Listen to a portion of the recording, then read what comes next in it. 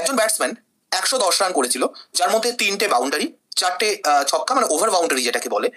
তিনি তার মোট রানের কত শতাংশ রান উইকেটের মধ্যে দৌড়ে করেছেন? অনেকের হয়তো যারা ক্রিকেট দেখো সরগর, তারা হয়তো অনেকে ভাবতে পারো যে কেন 4 এবং 6 মারা ছাড়া এবং তার সঙ্গে দৌড়ে রান নেওয়া ছাড়া তো হোয়াইট বল, নো বল এবং বাই রান এরকম অনেক কিছু রান হতে পারে, কিন্তু ব্যাপারটা বুঝতে হবে সেটা টিমের রানের সঙ্গে কাউন্ট হয়। ব্যাটসম্যান যখন রান করছে তখন সে 3 ভাবেই রান করতে পারে।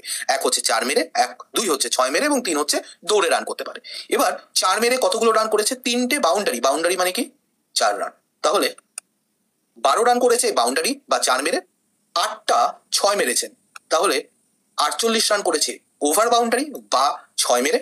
তাহলে 4 এবং 6 মেরে মোট উনি 60 রান করেছে। কি করে বুঝলাম? 4 মেরে 12 রান, 6 মেরে 48 রান এবং মোট তার মানে 60 রান করেছে 4-6 মেরে। এবার উনি সব মিলিয়ে দৌড়েও যদি রানটাকে ধরা হতো তাহলে উনি 110 রান করেছেন সর্বমোট, কিন্তু তার মধ্যে 60 রান ওনার 4 এবং 6 এর মাধ্যমে এসছে। বাকি 50 রান যেটা আছে সেটা অবশ্যই তার মানে কিসের মাধ্যমে এসছে? দৌড়ে। তাহলে এই 50 রান অ্যাকচুয়ালি মোট রানের কত অংশ উনি দৌড়ে করেছেন?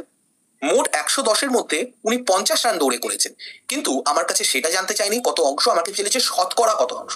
তাহলে শতকরা যেটা এক্ষুনি বললাম বের করতে হলে আমার 100-র হিসাবে কত বের করতে হবে। তাহলে আমি এভাবে ভাবতে পারি 110-এ যদি 50 রান করে থাকেন তাহলে 100-তে কত করবেন? ঐকিক নিয়মে ভাবলে এভাবেও ভাবা যেতে পারে। সেক্ষেত্রে আমার এখানে কি আসবে? 500/11 শতাংশ।